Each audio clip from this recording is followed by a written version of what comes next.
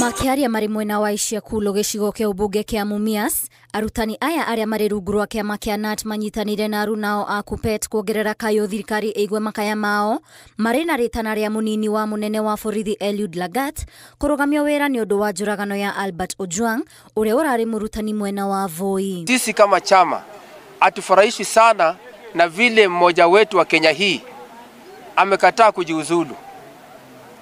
Mtu mmoja peke yake hawezi fanya Kenya hii kachomeka. Yaani kwani yeye ana nguvu gani? Kwa sababu kama uliua mwalimu alikuwa na njia nyingi za kummaliza.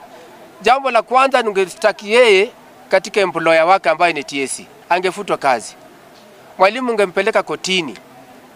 Kule kotini ungempeleka angechajiwa alafu afutwe kazi. Lakini kumuua, kutoa uhai wake, sisi hatuungi mkono hata kidogo.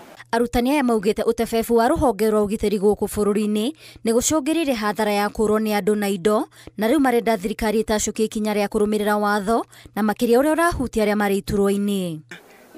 Ningependa kusikia hata majina ya hawa maskari ambao walimchukua nyumbani kwake wakampeleka Migori, wale ambao walikuwa kwa Subaru pia. Ningependa watajwe majina yao, na pia hao kama James Mukhwana inafaa kuendani, pia hao inafaa kuendani kufikia saa hizi. Na shangani askari mmoja ako ndani kwa sababu ya hicho kifo, sijui ni kama yeye alienda akamchukua mwalimu kwake akampeleka mpaka Nairobi. Hilo jambo linatukera sisi kama walimu. Arutani aya maugite kwago guo ni megutwa itwa ria kururunga na kiumia turorete magicaka ya umwe wao na guthingiriria thirikari kuhanyukia kwera aria maratafanire ngero eno makinya ma kiwatho hatare guthutukania ngathi cia aria mekuonekana mahitia.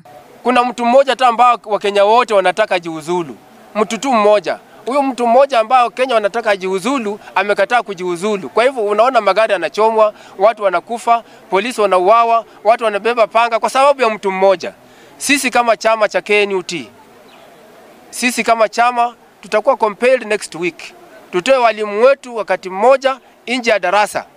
Tuhakikishe tumekuja kulia na mwenzetu ambaye alikufa. Tunajiunga na walimu wenzetu kuomboleza mwenzetu ambaye aliweza kuuawa kinyama na maafisa wa polisi ambao tunatarajia kwamba ni watu ambao inatakikana wawe wakilinda mali yetu na uhai wetu.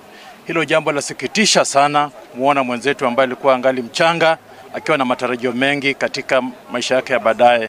Ngirifotere Inooro TV, niye njitagwo Waithira Nduati wa Mwangi.